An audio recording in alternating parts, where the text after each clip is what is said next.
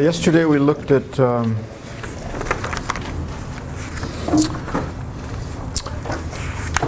we did a little bit of friction and drag, and we got into uniform circular motion. And remember, if an object's moving in uniform circular motion, which is motion in a circle with constant speed, there has to be an acceleration because the velocity is changing, the direction of the velocity is changing. And we previously found that acceleration. And by Newton's second law, there's got to be a force. The net force on the mass here has to be the mass times this acceleration. No matter how complicated the system is, something has to supply that force. And sometimes it's not so obvious, like that ball, that big cue ball or big billiard ball type thing. It has to it has to bulge a little bit, but it's so tiny it'd probably be very difficult to measure it. But it's got to do it. Only by bulging can it supply a centripetal, supply the centripetal force. See, we did an example. This is a car on a level road. That's the top view. Okay, rounding a corner where static friction supplies the centripetal force. And static friction can eventually break it. You only get a maximum magnitude. So we found the, what did we find here? The maximum speed without slippings. So this is not the only way you can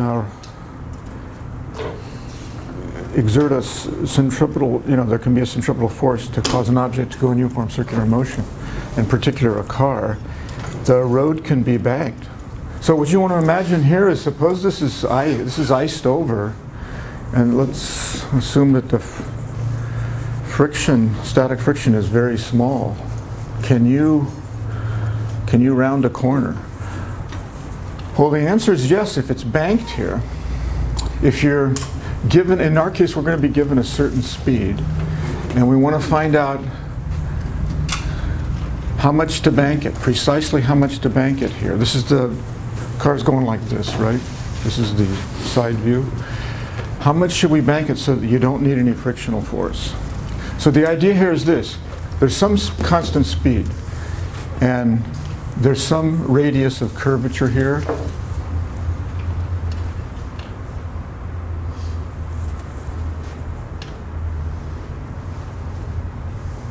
I got big R here and I got little r here. That doesn't look too good, does it? Wow. Should have seen that a while ago. So we should be dealing with this. We'll just call it big R, so I'll correct this.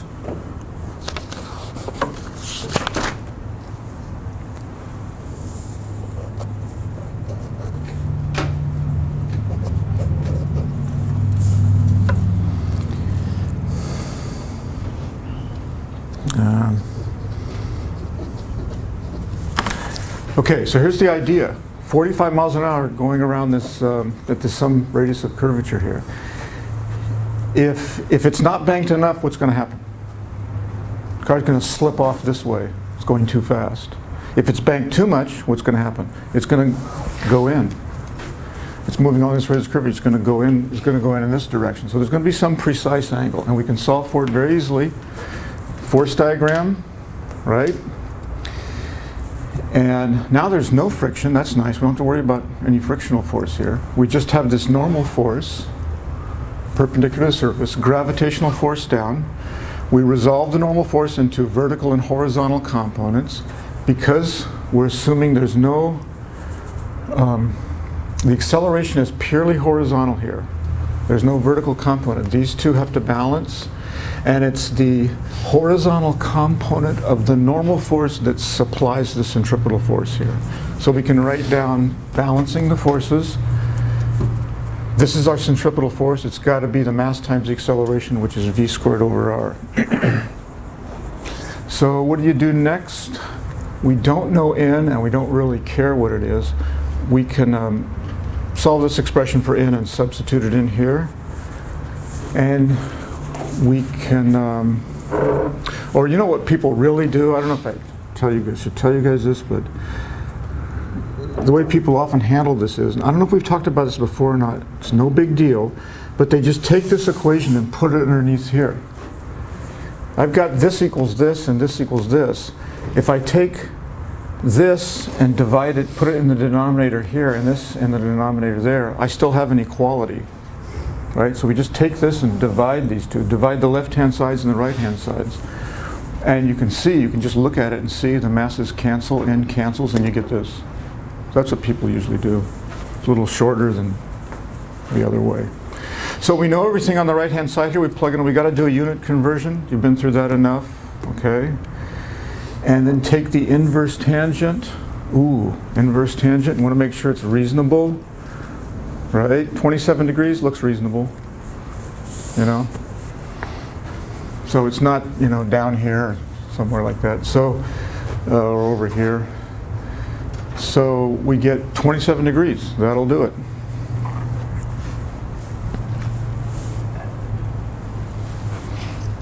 Any questions? Now, can we test this? Ooh. With effort, right? I mean, and you might think, oh, we got to make this frictionless. So now you're starting to think, well, let's not do it with a car. Let's do it with some model laboratory system, right? Maybe an air track, an air plane, you know, the air hockey kind of thing, tilted. You can think of ways. Well, there's a much easier way of testing it. And this relies on what's sometimes called the unity of physics. One of the things about physics is there's no real isolated phenomenon. Everything's sort of, in physics we see everything as being, the physical universe as being all connected.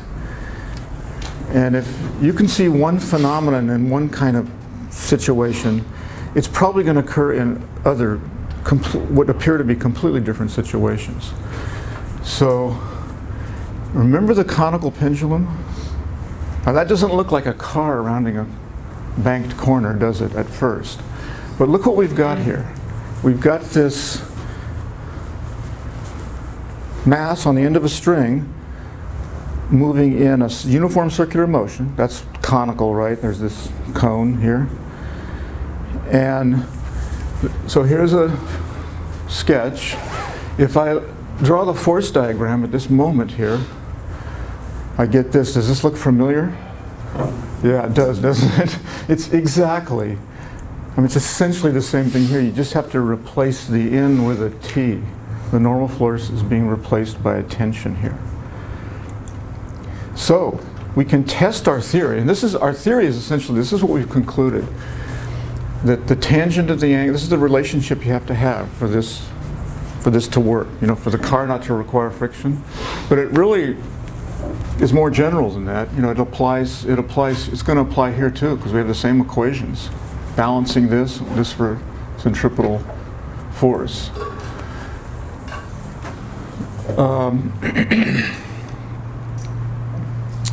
So, we already tested, I didn't bring it out, we already did this. Remember? So how do we test this here? Well, here's one way. Here's what we want to test, experimentally test, right?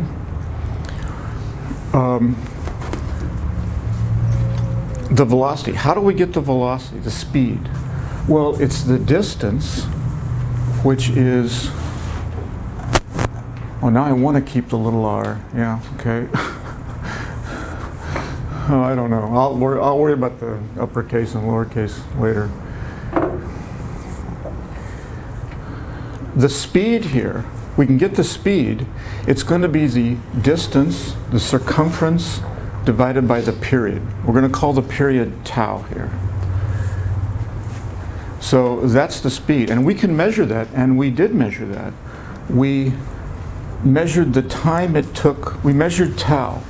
We can measure directly with a meter stick, or we can calculate it because we had a 45-degree angle there. So we'll calculate that, it's no problem. We found the period by timing 10 revolutions to do it accurately, remember? And didn't we divide it by 10? Do you remember the number we got for the period? My recollection was it was this. Does this ring a bell? Now, you know, the notes just had an old, just approximate old value, but I think, do you guys think this is, does that seem familiar?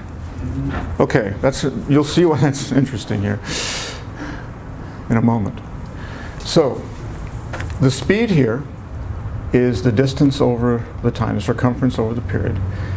We measured the period accurately by timing 10 periods. We can calculate what r is because r, we took 45 degrees.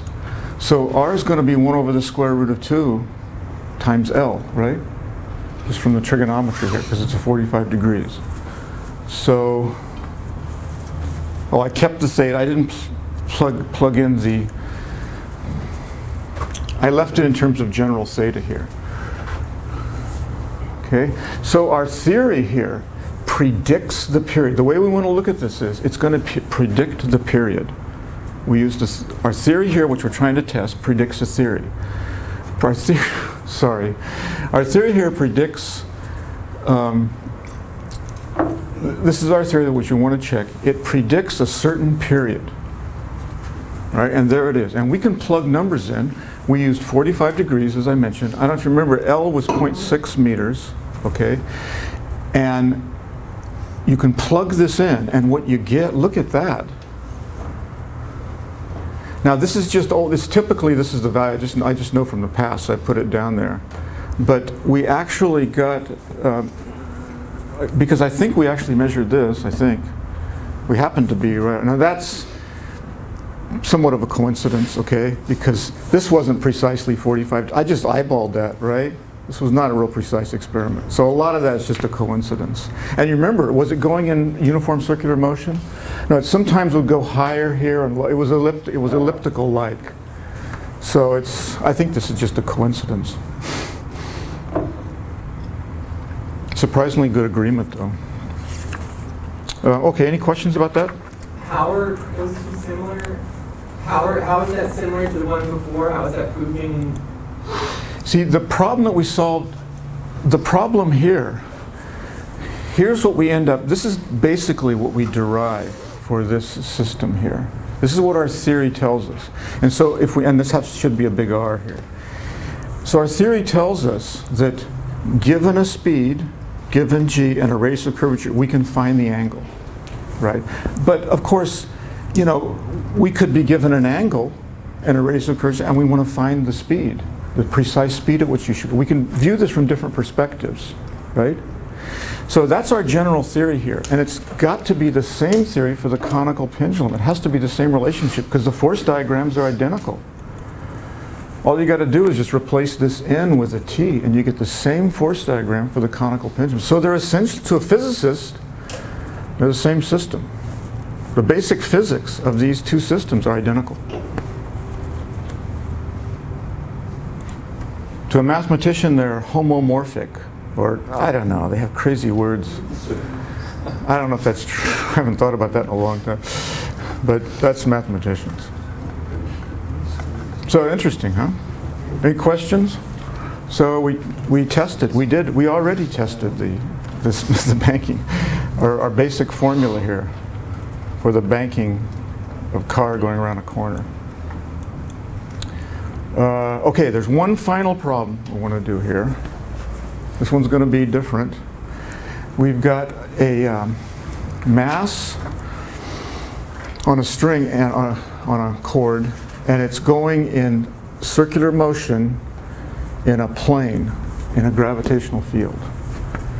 You notice I didn't use the word uniform. Why didn't I use the word uniform? So there's no, you want to imagine this, you can do this.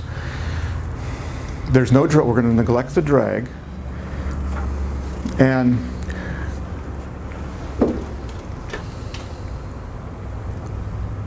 if you try to do this, you're going to have to anchor this, and there's going to be some loss of energy. So if you get this thing going, it's eventually going to slow up, and it'll eventually go into parabolic. It'll become a projectile eventually, right? Okay, but we don't need to worry about that. If we ignore the losses here, we can imagine this thing just going around forever, like this. And is it uniform circular motion?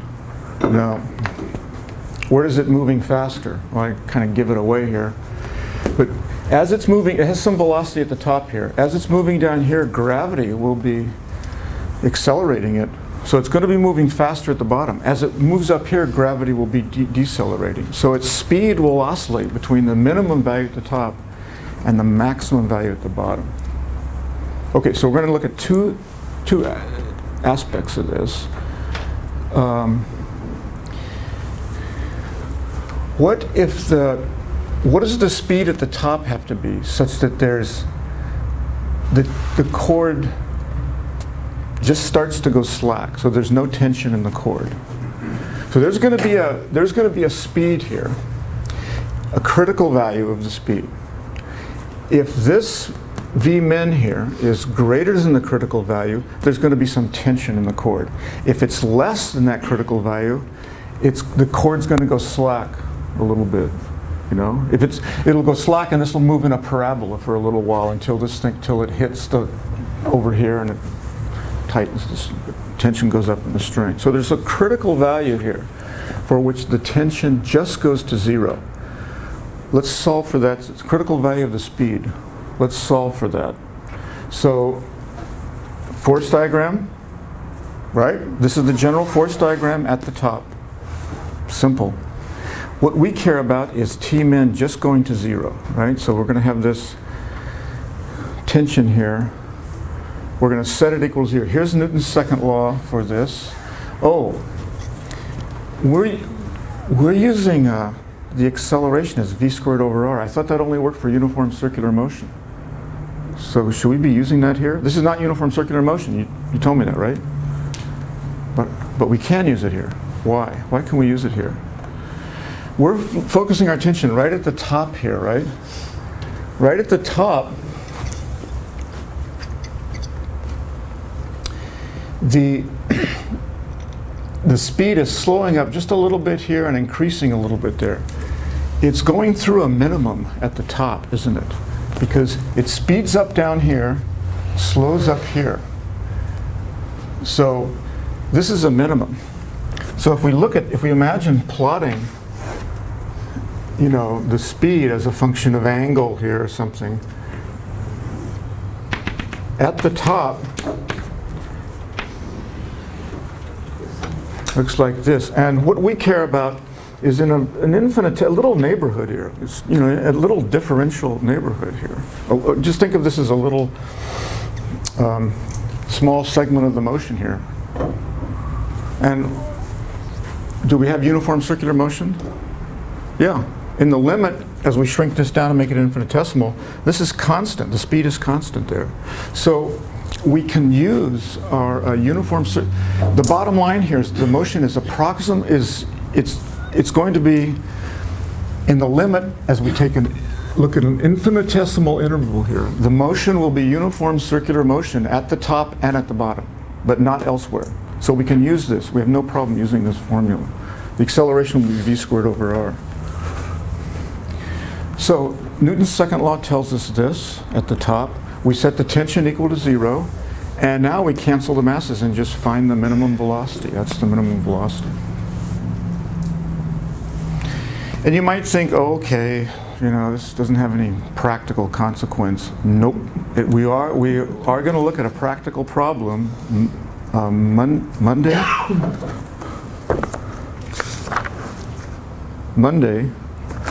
Okay. And what it is a car going over a hump. So here's like a hump in the road, and you have this car coming here, right?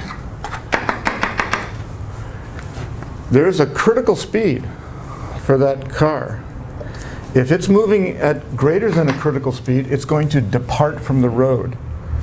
If it's moving less of that speed, it'll stay in contact with the road. So what is the critical value of that speed? We'll do that Monday. But I'll tell you right now, it's very closely related to this problem that we just did here. And you don't see a car there or a road, but again, that's the unity of physics, right? So we'll do that Monday. The other thing we're going to look at here is at the bottom. This is where, again, we have this uniform circular motion at the bottom. So now the force diagram's different, right? They're competing, the tension. And the information, what we're going to solve for here is Um,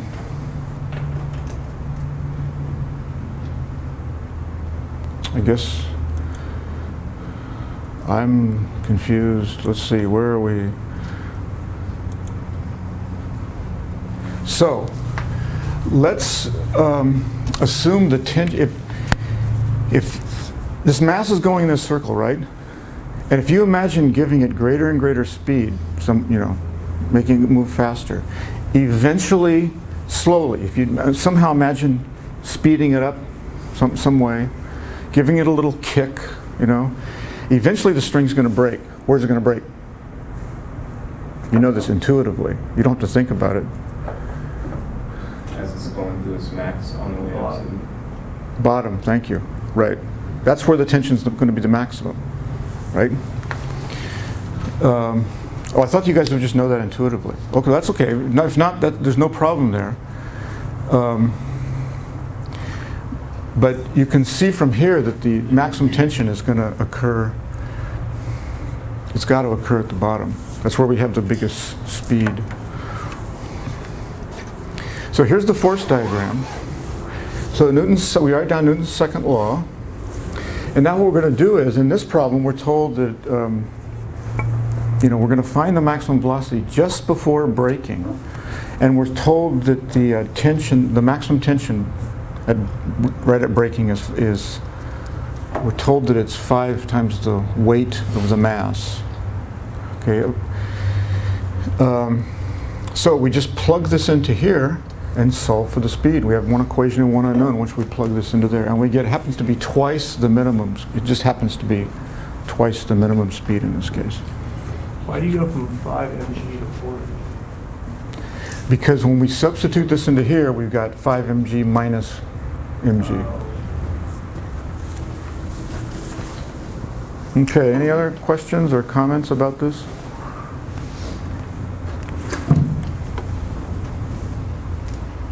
Anybody? We know for certain that tension goes to 0 at the top. We demanded that. We put that, we fed that into our calculation here. I zeroed this out. So I guess in my head, is this always going to be a true statement? Where what happens if it doesn't hit 0 tension?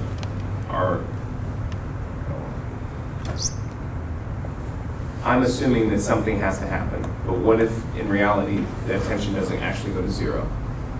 Well, if this speed is greater, this thing's going around here. If it's, we didn't plug numbers in here, but that's okay, right? If this speed here is greater than this value, the tension's not going to go to 0. And if the speed, as it's coming up here, if the speed is not going to make it to this speed, it's going to go slack. It's going to go into temporarily it's going to become a projectile. So it's a critical value. This value of this minimum speed here is a critical value. So you can imagine all kinds of situations. This thing's coming up here. And if it gets to the top and it has a speed greater than the minimum speed, there'll be tension in the string. And if it's I don't know how to say this, but if you imagine it moving here,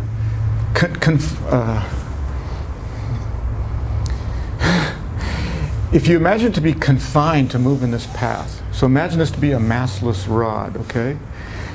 And if it's got less speed at the top than this critical value, then if you go back to the chord, somewhere along here, it's going to depart and go in a parabola until it hits there. It's going to get jerked back into a circle, and it'll be complicated motion. I don't know if that helps, but okay. So it's the ideal situation is what we have here. That's what you want to define. Oh, that's what we've done. Oh, that, okay. We want to define what this. Yeah, we found this critical, you can think of it as we found a critical value. Yeah. Just add it not. Just goes to 0. Right. Yeah, we'll just find that particular situation. That's a particular situation. Okay, any other questions? Okay, so we're going to start. I have to go through this stuff. Page display. Okay. we're going to start this next chapter here. And we're going to embark upon something we haven't talked about, or if we talked about it, it was not precise. But it's extremely important, especially nowadays, and it's called energy, right? In fact, probably the most important single fact in physics is that if you have an isolated system, the total energy in that system cannot change. Energy can go from one form to another. We're going to find that there's energy of motion called kinetic energy, and there's potential energy, which is like energy stored in a spring. Energy can go from one form to another, but the total energy has to remain constant. And this is, like I said, this is probably the single most important fact in physics. And it's got a name. It's called the conservation of energy. Well, I guess I don't say it here, but later on I'll say it. So this is where we're headed. And historically, it wasn't obvious. Okay, Newton's laws, the energy approach, the appreciation of energy. I mean, I think Newton knew. I suspect Newton knew about it, and he just viewed it as he understood that he had a constant of the motion. Okay, but it turns out to be true. This conservation of energy, the fact that energy in an isolated system cannot change in time, holds true for all physics, all physical systems, no matter what's going on. So to appreciate this, it took quite a while after Newton's laws were discovered. And it turns out this idea of energy conservation was just the beginning for more sophisticated approaches to mechanics. Have you guys ever heard of Lagrangian dynamics? Has anyone ever heard of that? One out of 15. See, what percentage is that? Don't worry about it. Right, so there are more sophisticated ways to do mechanics than Newton's laws. And there are cases where you just have to use these. You'll be killing yourself. And interestingly enough, I just found this out about a year ago. You know, robotics is like really hot stuff now, right? And it's going to be for probably a long time. They have to, there's computer codes that have to solve mechanical problems, and the robots and stuff like that, they use Lagrangian dynamics. It's hopelessly too complicated to use the kind of Newtonian physics that we're using. You know, these simple force diagrams, it's just not that simple. And they have what are called constraints. Motion is constrained to move along a certain path, and the Lagrangian method is built for that. So that's taught in the next level mechanics, the intermediate level mechanics. But it's very relevant nowadays. Okay, so we need to begin with what's called work. Okay, now in physics, work has a very precise, perfectly precise definition. And you want to get used to this. It's very important in energy conservation. And let me tell you what we're eventually going to find. It'll take a few chapters. But I got some isolated system. There could be anything going on in here, right? If it's isolated, then the total energy, I'm telling you, is constant. It can go from one form to another, but the total energy has to remain the same. What if it's not isolated? What if I do some work on it? Okay, now, and work we're going to define precisely. Then what happens is, the energy, if it's positive work, the energy of the system goes up, and it goes up by precisely the amount of work. So this is a more general form of the law of energy conservation. So this is just a preview kind of, okay? So here's how work is defined, and you will see later in the lecture why it's defined this way. This wasn't just somebody saying, oh, we need to define work. This seems like a good definition. No, I don't think it worked that way. Okay, there's a reason why it has this precise definition. So here it is. Crudely speaking, work is force acting through a distance, right? So here's the definition. We're going to first of all consider a constant force and a straight line displacement. Okay, but we'll generalize this. In that case, for a constant force and a straight line displacement, the work is the force dotted with the distance. So it's the magnitude, product of the magnitudes times the cosine of the angle between, right? So you'll note here that the work can be positive, negative, or zero. Okay? Here are some examples. This is the one I like. I'm exerting, now we're talking about the work done by a force. There can be other forces present. Okay? And they'll have their own works. You know, you can calculate it. The work done by a force, we're not saying it has to be the net force here or anything, it can be any force, is given by this. So think of the force that I'm exerting, this normal force that I'm exerting, right? And I move it this way. This moves slowly this way. What's the work that I do? It's moving horizontally with no acceleration, essentially no acceleration. What work am I doing? I'm exerting a force this way. Which way is the displacement? What's the work? Zero. Yeah, the work is zero. That's this case right down here. Okay. If I push this along here and I exert a force, constant force over some distance, the work that I've done is it's in the same direction as the displacement. It's just the force times the displacement. It's irrelevant what the frictional force. Frictional force is doing work too. What's that work? Suppose this is moving with constant, suppose that I move it with constant velocity. I do this work, right? What's happening with friction? It does an equal and opposite amount of work because the forces have to balance because it's moving with, in this case, because we've stated that it moves with constant velocity. So if I do a certain amount of work here, the work done by friction will be equal and opposite to it. That's this case. Here's the general case. Now this takes a little getting used to, but you want to get used to it because this is all going to be precise here. We're going to be proving a lot of things, and the reason they work is because work is defined like this, as you will see. Okay, any questions so far? The units here. Force times distance. So the units of work is a Newton meter.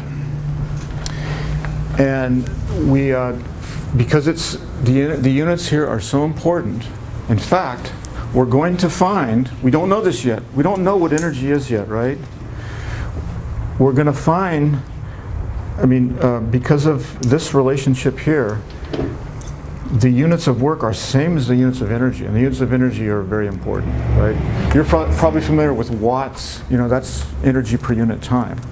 So when something is really important, we're not going to call it a Newton meter. We're going to name it after somebody. So they named it after Joule, who in the 1800s he was a physicist. I looked him up on Wikipedia. He was a fellow. He was FRS. They have James Prescott Joule, FRS. And then they go on. And so, what does that mean to you guys? You don't know. It's some Brit wrote this, okay? Everybody in England knows what that means. It means Fellow of the Royal Society. It's like the big thing, It's like being a member of the National Academy of, what's it called in this country? National Academy of Sciences or something like that. But a lot more important, because it's British, right? So he did some thermodynamics. He got interested in thermodynamics probably because he was not just a physicist, he was a brewer. He was a professional brewer. He made beer. And he got involved with thermodynamics, and his work led the way to energy conservation. He dealt a lot with heat, thermodynamics of heat, and recognized that was a form of energy, and that ultimately that had to be taken into account in energy conservation. So he probably, I just read a little, I only had a minute, right? So I only read a little bit, but my guess is he funded himself, he did experiments, right? He funded himself with the beer. Yeah. Okay, so what we're going to do now is, let me make sure I'm not missing something here. Oh, right. So we call, sorry, I got a little carried away here. So 1 joule is 1 Newton meter. Okay, it's a unit of work, and we're going to find that it's a unit of energy. What do you think a joule per second is? That's also extremely important, the rate of work. And so we got a name for that, a watt, named after another James, but this one was James Watt, okay? So later on in this chapter, we're going to consider different types of work. Work done by gravity, work done by tension, work done by a spring. We're going to look at all of these, okay? And we're also going to, one of the nice things about work and energy is we can generalize our thinking. We can get away from constant acceleration and from straight line motion. We can get away from that. We can consider variable force motion. You notice we haven't done a lot of that in this class? Looking back, you know, we started talking about kinematics and then boom, we went into constant acceleration. We solved all these problems, you know. And so we're going to be able to get away from that with the energy approach. That's more general now. Variable forces and curvilinear, you know, paths. So here's, I couldn't stop, I already told you about this. All right. So in order to this whole energy approach requires some development. And the first step in the development is this definition of work. The next thing is to prove this theorem. It's called the work kinetic energy theorem. And I'll be honest with you, when people solve problems, they very seldom use this. Because we're going to find that once we introduce energy, there's a much easier way to get the job done. You don't have to remember this, okay? The importance of this is that it's a stepping stone to this energy conservation here. We're going to find that, and we'll actually start to see evidence. You'll start to see it right today. This is really a stepping stone, and it's so important that we go through. We're going to go through a derivation here, okay?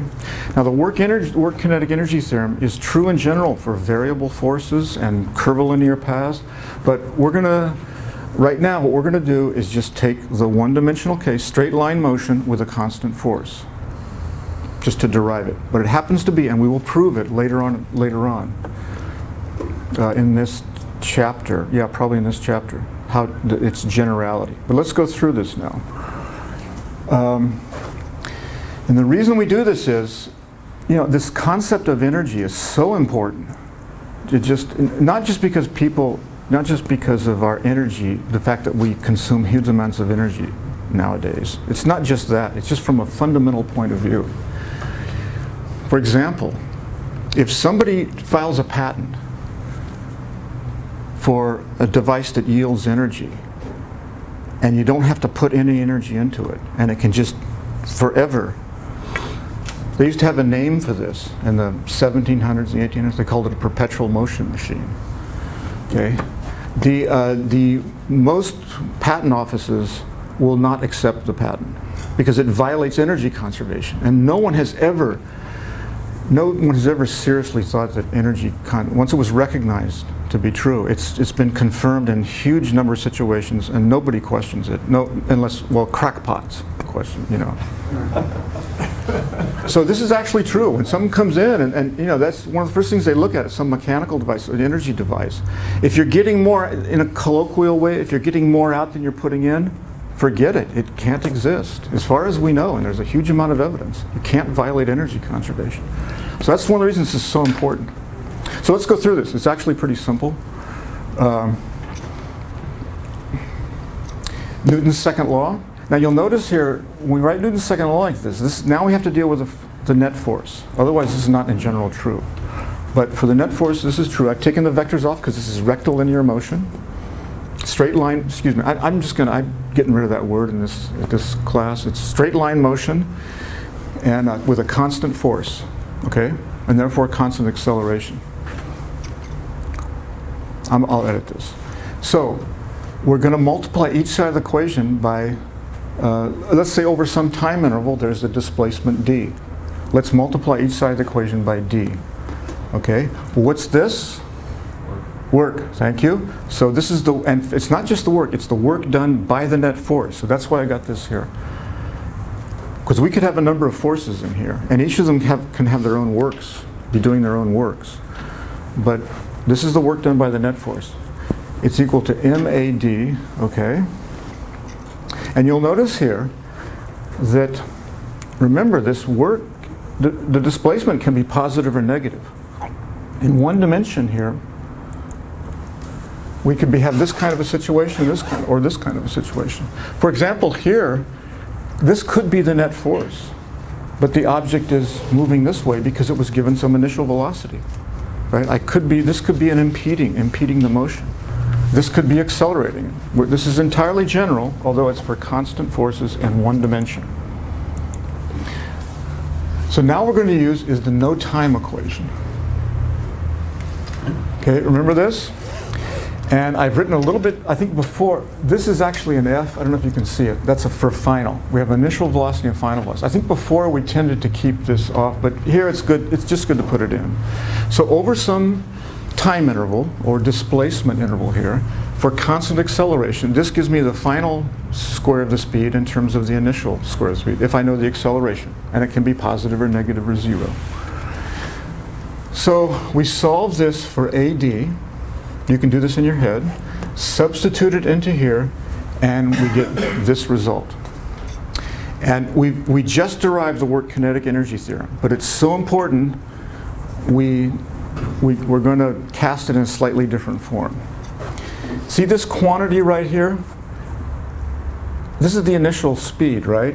And what's important for the work done by the net force is this combination here, 1/2 mv squared. That's so important that we have a name for it. It's called the kinetic energy. And kinetic energy is the energy of motion. You can see that it's depends upon the speed here. If it's not moving, there's no kinetic energy. So it's energy of motion. The greater mass you have for a fixed speed, the greater kinetic energy you have. But the greater speed, you also get a greater kinetic energy, but you'll notice it goes as the square of the speed. So if I double the mass, keeping the speed constant, I double the kinetic energy. But if I double the speed, keeping the mass, I quadruple the energy. So it depends more heavily upon the speed here. So we define this to be the kinetic energy. Whoops. It's a definition. We'll call it capital K. And now we can rewrite our result here. The work done, and this is for constant forces in one dimension, but it's true in general. The work done by the net, as we will see, the work done by the net force is the change in kinetic energy. Remember, the change is always the final minus the initial, always, as far as I know. At least in physics. I don't know what engineers do, and I don't really care, but remember that. That's by convention, the change of a quantity here. Because otherwise you could get screwed up here, right? You could violate energy conservation, and you could start working on a patent. Okay? Believe me, you know, this is, you have no idea how many times this has happened. It's a huge number. And there's more to that story, but I can't get into it now. So here's, pardon me? Talking from experience. No, I didn't do it, but it's just, no,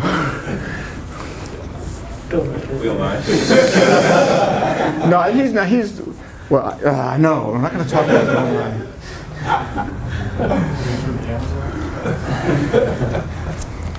So here's what we write. A nice simple way of looking at it. Okay. This is the work kinetic energy theorem. And again, we're going to be able to generalize this for variable forces, non-constant forces, and any number of dimensions, and an object constrained to move along a certain path, like a robotic arm. It's going to be true in general. We'll prove that. So let's look at an example. So this is a box, but there's a frictionless floor. I want to make this real simple here. And there's a force that's exerted here at 30 degrees, 400 newtons, and there's a displacement of 2 meters. Okay, what's the work done by gravity? So it moves, from here to here, 2 meters. What's the work done by gravity? Well, the gravitational force is here, the displacement's there, so what's the work done by? Zero. It's like this again. Okay. So the work done by gravity is 0. What's the work done by the normal force? 0. Right. Okay. What's the work done by the net force? Oh, well, what is the net force? Well, force diagram, right? We resolve this force into two components, vertical, horizontal. And now because there's no acceleration, we've been through this a lot, right? But I'm just going to keep doing it. because I know that it takes a while to sink in. There's no acceleration in this direction, so the net force in the vertical direction has to be 0. So the normal force plus this component, the vertical component of the force, has to equal mg. They have to balance there. And the net force is going to be this F cosine theta.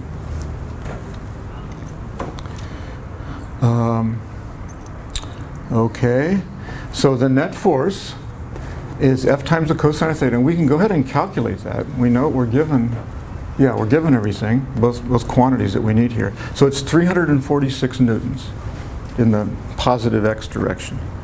So what's the work done by the net force?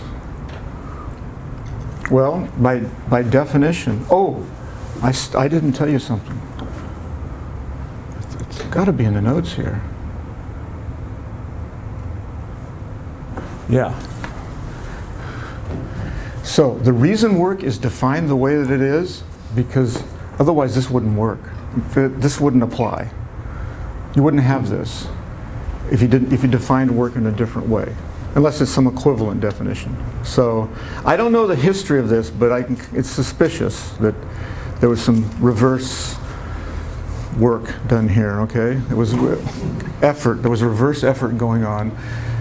That we define the work so that we can get this nice result here. That will be very important, as we will see later. That's why we define work in that way. Okay, so getting back to this, sorry. So the work done by the net force is the force times the distance. So I multiply these two numbers. They're both in SI units, right? So this is going to be newtons. This is meters. So the result's going to have to be in Newton meters, which we call joules, denoted by capital J. And now, what the kinetic energy theorem, kinetic energy theorem tells us is that this work has to be identical to the changing kinetic energy. So I think we're given here that it starts at rest. Here's the changing kinetic energy. It starts from rest. So the final kinetic energy here has to be identical to this work, and that allows us to determine the velocity from the work kinetic energy theorem. Here is the change in kinetic energy. Here's the work. I've got one unknown, and it's 28 meters per second. Now, some of you are probably thinking, okay, that's good. It's an example of the, all right. But if we wanted to just solve this problem, would we go through this? If we wanted to just find the answer and not use it to exhibit this work kinetic energy, what would you do? You have constant acceleration and motion in one direction. You don't care about the time. You would use the no time equation. We've been through this. We would treat this as kinematics. Once we recognize this constant force, we know there's going to be a constant acceleration. Then we just use the kinematical equations, right? So it's equivalent. You know from the derivation that we just did, we used the no time equation. So that would be an equivalent way of solving this problem. But this is a new perspective, all right? And it's extremely important. And it'll, in different ways. And one of the ways is we're going to be able to apply it in cases where the acceleration is not constant, where we would have trouble before. We stayed away from that before, right? There you have to solve differential equations. You have to integrate. We avoided that. But we're going to be able to, in situations, be able to not have to worry about that by the energy approach. And that's one of the reasons it's so important. See, I think, does anybody have any questions? Right. Any questions? Okay, so I'm giving a thesis opportunities presentation on Monday at 10 a.m. I don't know if any of you guys would be interested, but I'll send out my presentation probably tomorrow. If you're interested, you can come. It's in the information is on the presentation. Right, thesis you know what that is, right? I keep forgetting, you guys, this is your first quarter here, isn't it? Mm-hmm. Yeah, so we give thesis opportunity presentations here.